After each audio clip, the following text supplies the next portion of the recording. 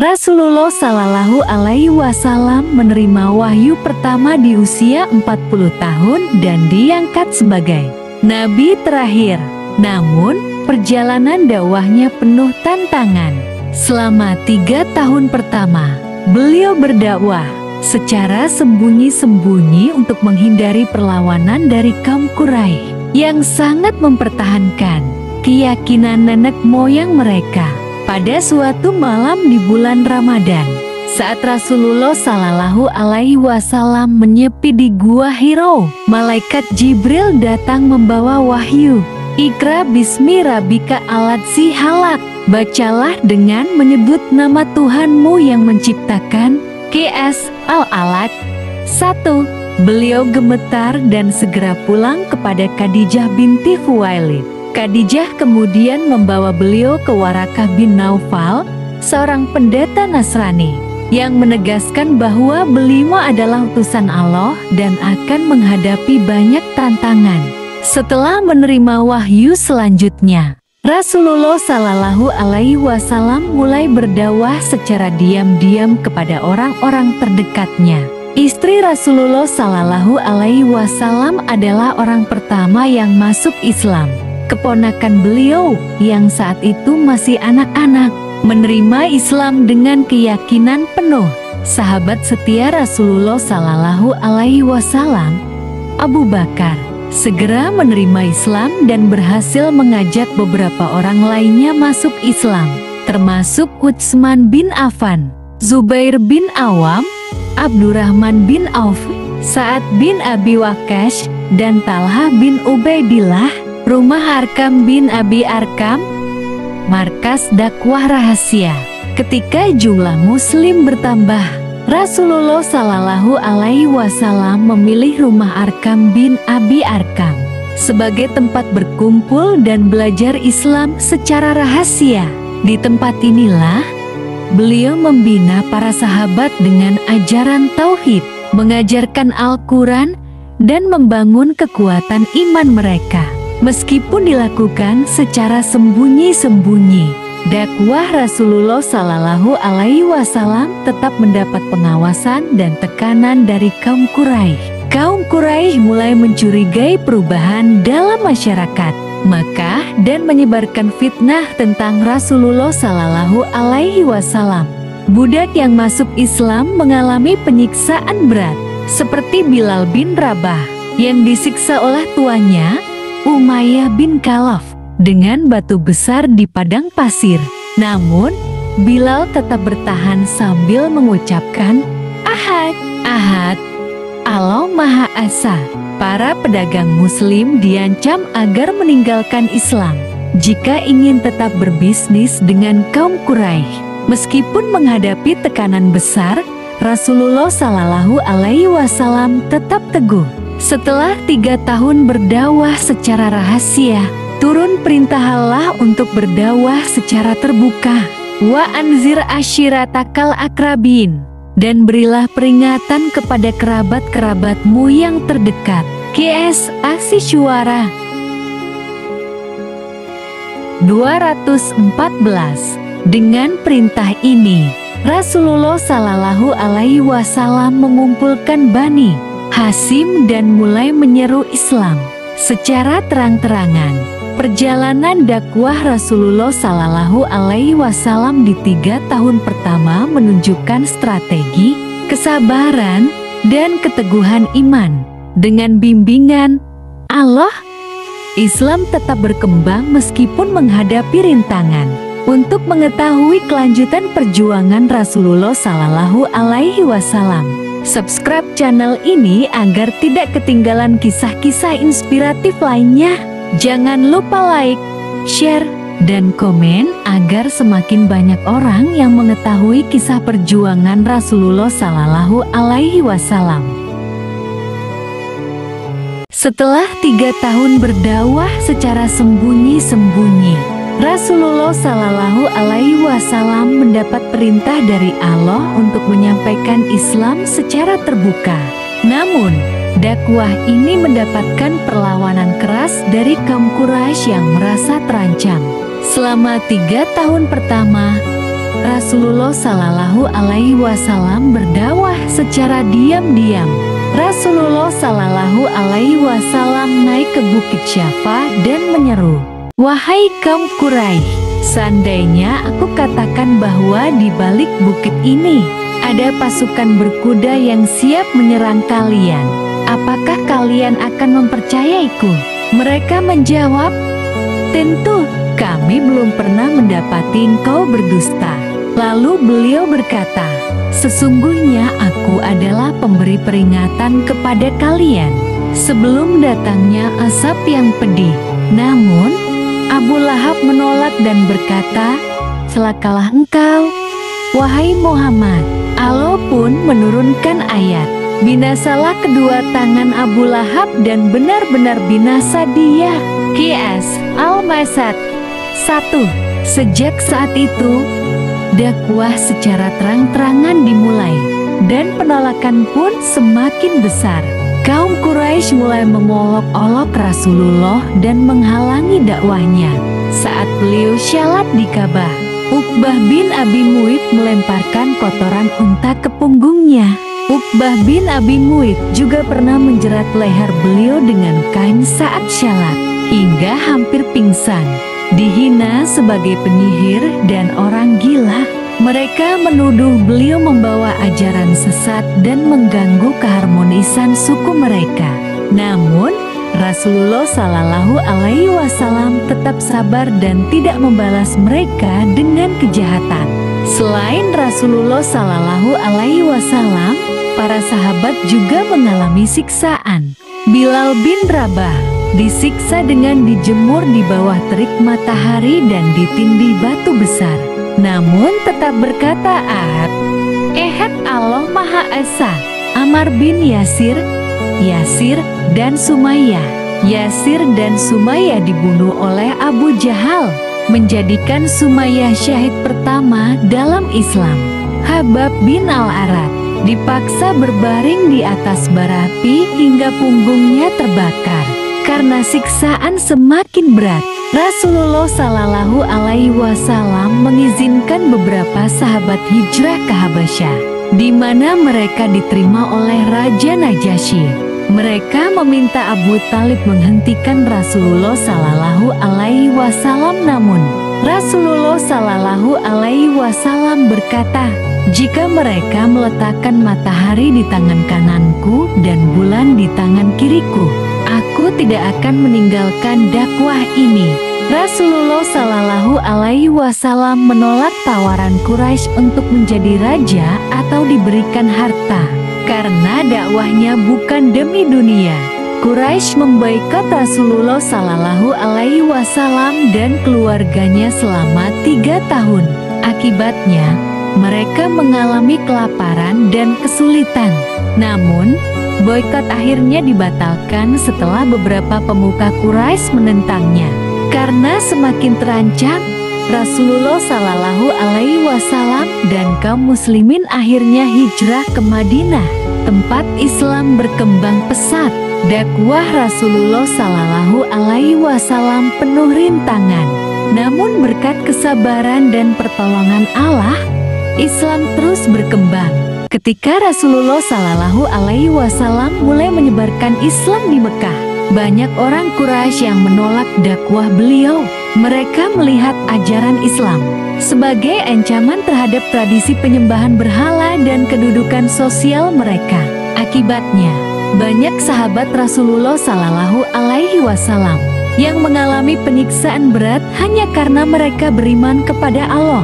Allah berfirman dalam Qiyas Al-Ankabut 2-3, "Apakah manusia mengira bahwa mereka akan dibiarkan hanya dengan mengatakan, 'Kami telah beriman,' dan mereka tidak diuji? Dan sungguh, kami telah memuji orang-orang sebelum mereka.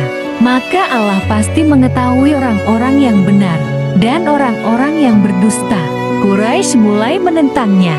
Mereka tidak hanya mencemooh, tetapi juga menggunakan kekerasan untuk menekan pengikut Islam. Orang-orang miskin dan budak adalah yang paling menderita. Bilal bin Rabah radhiyallahu anhu adalah seorang budak yang memeluk Islam. Majikannya, Umayyah bin Khalaf sangat marah dan menyiksanya dengan kejam. Bilal ditelanjangi dan dijemur di tengah padang pasir Mekah yang panas. Sebuah batu besar diletakkan di dadanya agar ia mau kembali kepada berhala.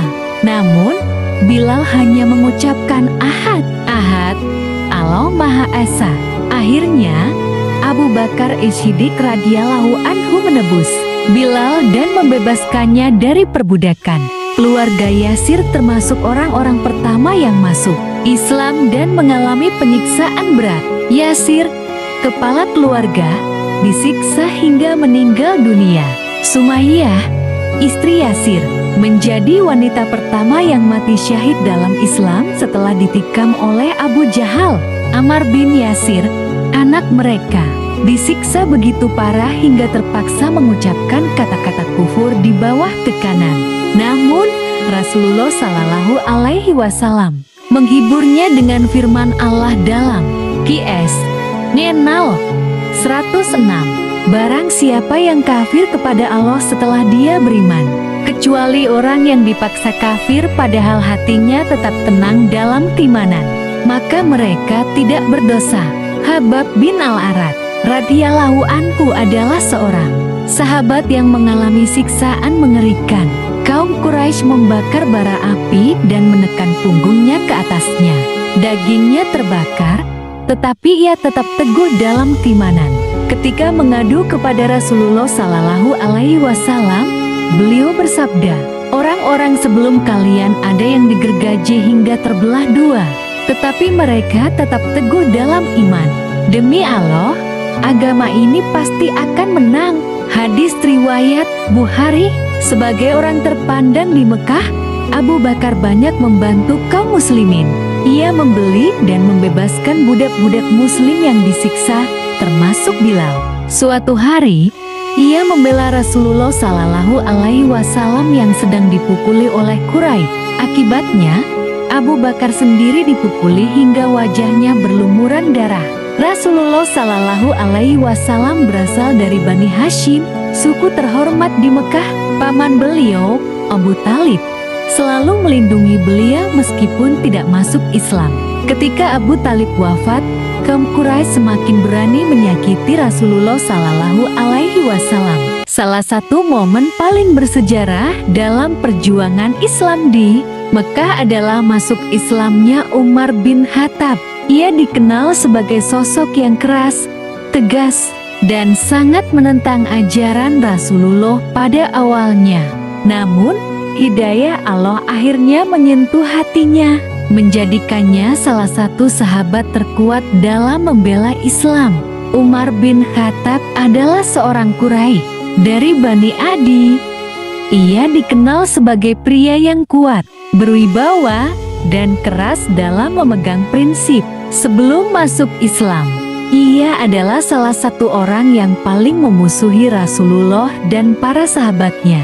Suatu ketika, Umar berkata dengan penuh kemarahan, "Aku akan membunuh Muhammad dan mengakhiri ajaran barunya ini." Niatnya adalah menumpas Islam dengan tangannya sendiri. Namun, Allah memiliki rencana yang jauh lebih besar untuknya. Dalam perjalanannya menuju rumah Rasulullah untuk membunuhnya, Umar bertemu dengan Nuaim bin Abdullah, seorang muslim yang menyembunyikan keimanannya. Nuaim yang mengetahui niat Umar berkata, "Sebelum engkau menemui Muhammad, tidakkah sebaiknya engkau melihat keadaan keluargamu sendiri? Adikmu, Fatimah, dan suaminya, Said bin Zaid, telah masuk Islam." Mendengar hal itu, Umar marah dan segera menuju rumah adiknya.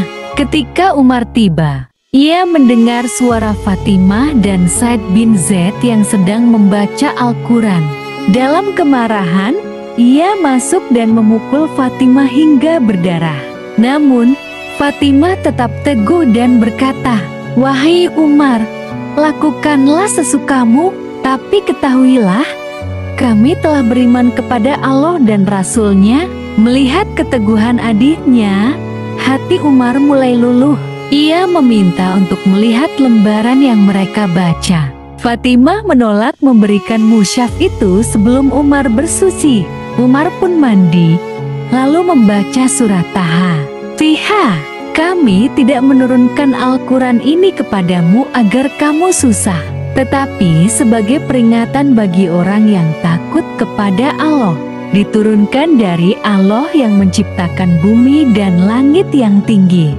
Qs Ta'a 1-4. Mendengar dan membaca ayat itu, Umar terdiam. Hatinya bergetar. Ia berkata, betapa indah dan agungnya kata-kata ini. Ini bukanlah perkataan manusia. Hidayah mulai menyentuhnya. Setelah hatinya terbuka, Umar memutuskan untuk menemui Rasulullah. Ia pergi ke rumah Arkam bin Abi Arkam, tempat Rasulullah dan para sahabat berkumpul. Ketika Umar mengetuk pintu, Hamzah bin Abdul Muttalib berkata, "Jika ia datang dengan niat buruk, aku sendiri yang akan menghadapinya."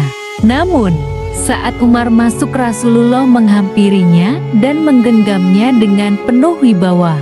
Rasulullah Shallallahu Alaihi Wasallam bersabda, "Wahai Umar, belum saatnya engkau menerima kebenaran." Umar pun berkata dengan penuh ketundukan, "Aku bersaksi bahwa tiada Tuhan selain Allah dan Muhammad adalah utusannya." Takbir menggema di rumah Arkam bin Abi Arkam. Para sahabat bersorak karena mereka tahu bahwa masuk Islamnya Umar adalah kemenangan besar bagi dakwah Islam. Pada tahun ke-7 kenabian, kaum Quraisy semakin keras dalam menindas Rasulullah Shallallahu Alaihi Wasallam dan para pengikutnya. Setelah berbagai cara gagal membendung dakwah Islam, mereka mengambil langkah ekstrem dengan memboikot Bani Hashim dan Bani Muttalib, keluarga Rasulullah Shallallahu Alaihi Wasallam. Pemboikotan ini berlangsung selama 3 tahun dan menjadi salah satu ujian paling berat dalam sejarah awal Islam. Meskipun Rasulullah Shallallahu Alaihi Wasallam terus berdakwah dengan penuh hikmah, kaum Quraisy tetap menentangnya. Beberapa di antara mereka, seperti Abu Lahab, menjadi penentang paling sengit. Ketika upaya persuasi dan ancaman gagal, mereka bersepakat untuk memutus semua hubungan sosial dan ekonomi dengan kaum muslimin serta keluarga Rasulullah Shallallahu Alaihi Wasallam. Kesepakatan ini ditulis dalam sebuah dokumen yang digantung di dalam Ka'bah. Isinya mencakup, tidak boleh ada pernikahan dengan kaum muslimin, tidak boleh ada transaksi jual beli dengan kaum muslimin, tidak boleh ada interaksi sosial dengan kaum muslimin, tidak boleh ada bantuan dalam bentuk apapun kepada kaum muslimin. Dengan aturan ini, kaum muslimin benar-benar diisolasi dari kehidupan masyarakat Makkah. Kaum muslimin dipaksa mengungsi ke lembah Abu Talib, sebuah tempat tandus di pinggiran Makkah. Mereka mengalami kelaparan dan kesulitan yang luar biasa. Kelaparan dan kekurangan pangan karena tidak ada perdagangan atau bantuan. Kaum muslimin hanya bisa makan dedaunan dan kulit pohon. Tangisan anak-anak yang kelaparan terdengar setiap malam. Namun kaum Quraisy tetap tidak peduli. Abu Talib, paman Rasulullah Shallallahu Alaihi Wasallam yang sangat mencintainya, tetap setia melindungi keponakannya meskipun ia tidak memeluk Islam. Ia berusaha sebisa mungkin membantu dengan sisa-sisa persediaan yang ada. Setelah 3 tahun penderitaan, beberapa orang Quraisy mulai merasa iba. Mereka menyadari bahwa tindakan pemboikotan ini terlalu kejam. 5 orang bangsawan Quraisy, yaitu Hisham bin Amr, Zuhair bin Abi Umayyah, Mutim bin Adi, Abul Bukhturi bin Hisham, dan Zam'ah bin Aswad, bersepakat untuk mengakhiri pemboikotan. Ketika mereka menghadap pemimpin Quraisy, mereka menemukan bahwa dokumen pemboikotan yang disimpan di Ka'bah telah dimakan rayap, menyisakan hanya bagian yang menyebut nama Allah. Ini menjadi tanda bahwa Allah telah menghapus ketidakadilan mereka. Dengan tekanan dari para pembesar yang masih memiliki hati nurani, Pemboikotan dibatalkan. Kaum muslimin bisa kembali ke Makkah. Tetapi ujian lain segera datang, tahun kesedihan Amul Hazn, di mana Abu Talib dan Khadijah, istri tercinta Rasulullah Shallallahu Alaihi Wasallam, meninggal dunia. Pemboikotan di lembah Abu Talib adalah ujian berat bagi Rasulullah Shallallahu Alaihi Wasallam dan para sahabat. Namun, dengan kesabaran dan keteguhan iman, mereka berhasil melewatinya. Peristiwa ini menunjukkan bahwa perjuangan menegakkan kebenaran membutuhkan pengorbanan besar, tetapi pertolongan Allah pasti datang bagi mereka yang bersabar. Pada tahun ke-10 kenabian, Rasulullah Shallallahu Alaihi Wasallam menghadapi ujian yang sangat berat dengan wafatnya dua orang terdekat dan paling mendukung dakwahnya, Khadijah binti Khuwailid dan Abu Talib. Tahun ini dikenal sebagai Am Al-Hazn atau tahun kesedihan karena kehilangan besar yang dialami Rasulullah. Khadijah adalah istri pertama Rasulullah dan orang yang pertama kali beriman kepada risalahnya. Beliau selalu mendukung perjuangan Nabi, baik secara emosional, moral, maupun materi. Dalam masa-masa sulit di lembah Abu Talib selama 3 tahun, Khadijah tetap setia menemani Rasulullah Shallallahu Alaihi Wasallam. Namun, kesehatan Khadijah semakin menurun. Tidak lama setelah pemboikotan berakhir, pada tahun ke-10 kenabian, Khadijah jatuh sakit dan akhirnya wafat. Rasulullah Shallallahu Alaihi Wasallam sangat berduka atas kepergian istri tercintanya. Diriwayatkan dalam Sunan Al-Kubra Al-Baihaqi 7/240 bahwa Rasulullah Shallallahu Alaihi Wasallam bersabda, Allah tidak memberiku pengganti yang lebih baik dari Khadijah. Dia beriman kepadaku ketika orang-orang mengingkariku. Dia membenarkanku saat mereka mendustakanku. Dia membantuku dengan hartanya ketika orang lain menahannya dariku. Dan darinya Allah memberiku keturunan. Abu Talib adalah paman Rasulullah yang selalu melindunginya dari gangguan kaum Quraisy. Meskipun tidak masuk Islam, Abu Talib memainkan peran penting dalam menjaga keselamatan Rasulullah dari ancaman kaum kafir Quraisy. Ketika Abu Talib sakit keras dan berada di ambang kematian, Rasulullah Shallallahu Alaihi Wasallam datang menemuinya dan membujuknya untuk mengucapkan kalimat tauhid. Wahai paman, ucapkanlah la ilaha illallah, satu kalimat yang akan aku jadikan hujah untukmu di hadapan Allah. Hadis riwayat Bukhari nomor 1360, Muslim nomor 24. Namun, Abu Talib tetap bertahan dengan keyakinan kaumnya dan akhirnya meninggal dalam keadaan musyrik. Hal ini sangat menyedihkan Rasulullah. Allah kemudian menurunkan ayat berikut, sesungguhnya kamu Muhammad tidak dapat memberi petunjuk kepada siapa yang kamu kehendaki, tetapi Allah memberi petunjuk kepada siapa yang Dia kehendaki. Qiyas Al-Qasas 56. Setelah wafatnya Abu Talib, perlindungan yang diberikan oleh sukunya melemah, sehingga orang-orang Quraisy semakin berani menyakiti Rasulullah Shallallahu Alaihi Wasallam. Salah satu peristiwa yang mencerminkan dampak dari wafatnya Abu Talib adalah ketika Rasulullah pergi ke Taif untuk mencari perlindungan dan dukungan. Namun, penduduk Taif justru memperlakukannya dengan sangat kasar, melemparinya dengan batu hingga beliau terluka. Meskipun menghadapi kesedihan yang mendalam, Rasulullah tetap tegar dalam menjalankan dakwahnya. Ia terus menyeru manusia kepada Islam dengan penuh kesabaran. Allah kemudian memberikan hiburan kepada Rasulullah dengan peristiwa Isra Miraj yang menjadi penguat hati beliau di tengah cobaan yang berat. Bait Aqabah adalah salah satu peristiwa paling penting dalam sejarah Islam. Peristiwa ini menjadi titik awal hijrah Rasulullah ke Madinah dan awal terbentuknya komunitas Islam yang kuat.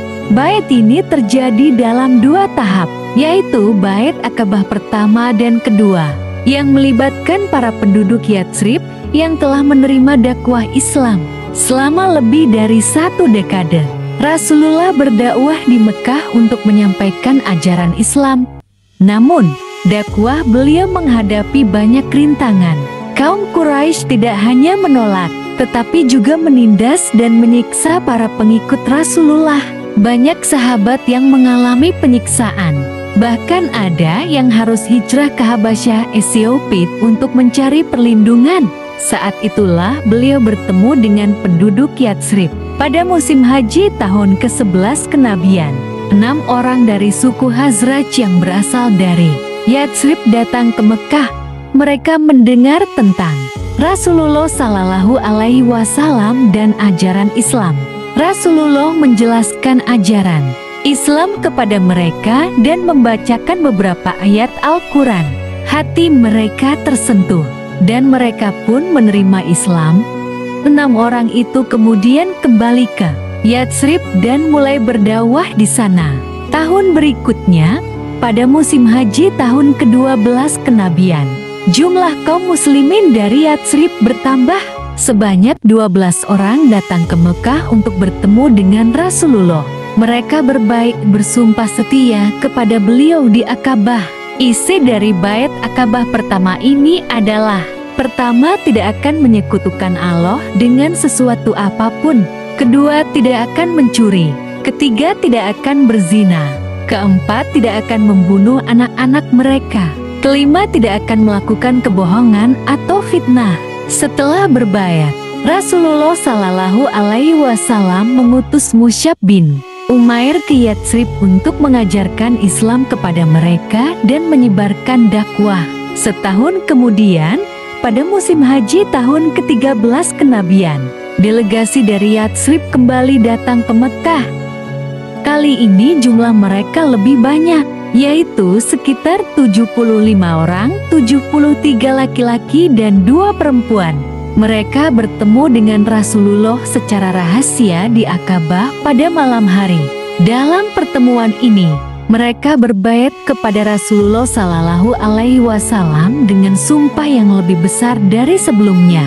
Isi dari Bait Akabah kedua adalah: pertama, mereka berjanji untuk mendengar dan taat kepada Rasulullah Shallallahu Alaihi Wasallam dalam segala keadaan. Kedua, mereka akan menolong Rasulullah Shallallahu Alaihi Wasallam sebagaimana mereka menolong keluarga mereka sendiri. Ketiga, mereka siap berperang melindungi Islam dan Rasulullah Shallallahu Alaihi Wasallam, meskipun harus mengorbankan nyawa. Keempat, mereka akan menegakkan Islam di Yatsrib dan membangun masyarakat Islam yang kuat. Penduduk Yatsrib mulai menerima ajaran Islam dengan lebih luas, dan kota tersebut menjadi tempat yang aman bagi kaum muslimin.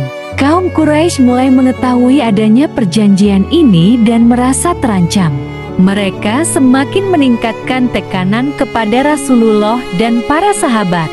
Rasulullah Shallallahu Alaihi Wasallam mendapatkan dukungan dari penduduk Yatsrib, yang kemudian menjadi Madinah kota pertama dalam sejarah Islam.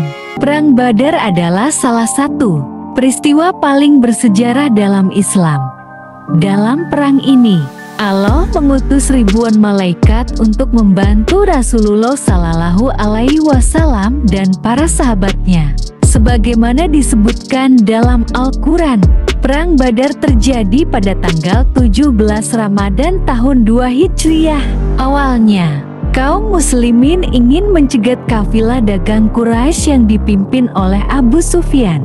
Namun, situasi berubah ketika Abu Sufyan meminta bantuan dari Mekah, sehingga pasukan Quraisy berjumlah 1000 orang datang dengan perlengkapan perang yang lengkap untuk menghadapi hanya 313 kaum muslimin. Allah berfirman dalam Al-Quran, sungguh Allah telah menolong kamu dalam perang Badar. Padahal kamu adalah ketika itu orang-orang yang lemah. Maka bertakwalah kepada Allah agar kamu bersyukur. Qs Elai Imran 123. Pasukan Quraisy 1000 orang, 600 baju besi, 100 kuda, 700 unta. Pasukan Muslim 313 orang, 2 baju besi, 70 unta, 2 kuda. Dari segi jumlah dan persenjataan, pasukan Muslim jauh lebih sedikit dan kurang lengkap.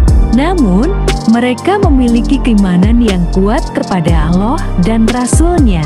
Sebelum pertempuran dimulai, Rasulullah Shallallahu Alaihi Wasallam berdoa dengan penuh harap, "Ya Allah, jika pasukan kecil ini binasa hari ini, maka tidak akan ada lagi yang menyembah-Mu di bumi ini." Melihat kesungguhan Rasulullah Shallallahu Alaihi Wasallam, Allah menurunkan wahyu. "Ingatlah ketika kamu memohon pertolongan kepada Tuhanmu, lalu Dia mengabulkannya untukmu. Sesungguhnya, Aku akan mendatangkan bala bantuan kepadamu dengan 1000 malaikat yang datang berturut-turut." Qiyas Al-Anfal 9. Ketika pertempuran dimulai, Allah mengirimkan ribuan malaikat untuk membantu kaum muslimin. Para sahabat meriwayatkan bahwa mereka melihat pasukan berbaju putih di atas kuda, menebaskan pedang ke musuh-musuh mereka. Abu Daud meriwayatkan bahwa salah satu sahabat bernama Ibnu Abbas berkata, "Saat pertempuran berlangsung, aku melihat seorang pria Quraisy tewas sebelum pedangku sempat mengenainya. Aku melihat ada bekas luka di wajahnya seperti bekas cambukan api." Hal ini menunjukkan bahwa para malaikat benar-benar ikut bertempur bersama kaum muslimin. Dengan pertolongan Allah dan keberanian para sahabat, kaum muslimin berhasil mengalahkan Quraisy. Korban dari pihak Quraisy 70 orang tewas, 70 orang ditawan. Korban dari pihak Muslim 14 orang syahid. Kemenangan ini menjadi bukti nyata bahwa Allah selalu menolong hamba-Nya yang beriman. Allah berfirman, "Sungguh, kemenangan itu hanya dari Allah. Sungguh, Allah Maha Perkasa, Maha Bijaksana." Qiyas Al-Anfal 10. Pertama, keimanan lebih kuat dari kekuatan fisik. Kedua, Allah menolong hamba-Nya yang bersabar dan bertawakal. Ketiga, malaikat adalah tentara Allah yang dapat turun untuk menolong kaum muslimin. Barang siapa bertakwa kepada Allah, niscaya Dia akan memberinya jalan keluar dan memberinya rezeki dari arah yang tidak disangka-sangkanya. Qiyas At-Talaq 2-3. Hijrah Rasulullah Sallallahu Alaihi Wasallam dari Mekah ke Madinah merupakan salah satu peristiwa paling penting dalam sejarah Islam.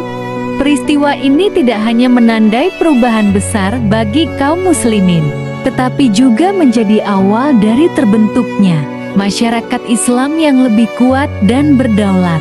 Hijrah terjadi pada tahun 622 dan menjadi titik awal penanggalan dalam kalender Islam, yaitu kalender Hijriyah. Sebelum hijrah, kaum muslimin di Mekah mengalami tekanan dan penganiayaan yang luar biasa dari kaum Quraisy. Para sahabat seperti Bilal bin Rabah, Ammar bin Yasir, dan Sumayyah binti Khayyat mengalami siksaan yang sangat berat. Rasulullah Shallallahu Alaihi Wasallam sendiri pun tidak luput dari ancaman pembunuhan. Ketika Islam mulai menyebar keluar Mekah, sekelompok penduduk Yatsrib Madinah datang ke Mekah untuk berbayat kepada Rasulullah Shallallahu Alaihi Wasallam.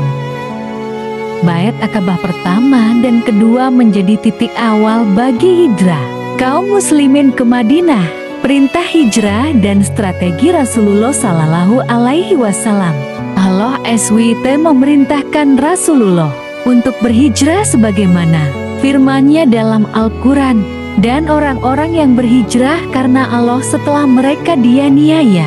Pasti kami akan memberikan tempat yang baik kepada mereka di dunia, dan pahala di akhirat lebih besar, kalau mereka mengetahui. Qs. Hinal 41. Mengetahui rencana hijrah, kaum Quraisy bersekongkol untuk membunuh Rasulullah Sallallahu Alaihi Wasallam. Mereka berkumpul di Darun Nadwah dan menyusun strategi untuk menghabisi beliau dalam tidurnya. Namun, dengan izin Allah, Rasulullah Sallallahu Alaihi Wasallam bersama sahabat setianya, Abu Bakar As-Siddiq, berhasil keluar dari rumah dengan selamat. Rasulullah Sallallahu Alaihi Wasallam dan Abu Bakar tidak langsung menuju Madinah, tetapi terlebih dahulu bersembunyi di Gua Sur selama 3 hari. Dalam kondisi genting, kaum Quraisy hampir menemukan mereka. Tetapi Allah SWT melindungi mereka dengan cara yang luar biasa. Abu Bakar berkata dengan penuh kecemasan, "Wahai Rasulullah, seandainya mereka menundukkan kepala, pasti mereka melihat kita." Namun, Rasulullah menenangkannya dengan berkata, "Jangan bersedih, sesungguhnya Allah bersama kita." Qs. Atau bab 40. Setelah keadaan aman, mereka melanjutkan perjalanan menuju Madinah. Selama perjalanan, mereka melewati berbagai tempat, termasuk Kuba, di mana Rasulullah mendirikan masjid pertama dalam Islam. Ketika Rasulullah Sallallahu Alaihi Wasallam tiba di Madinah, penduduk Madinah menyambutnya dengan sukacita. Anak-anak dan kaum wanita melantunkan syair terkenal.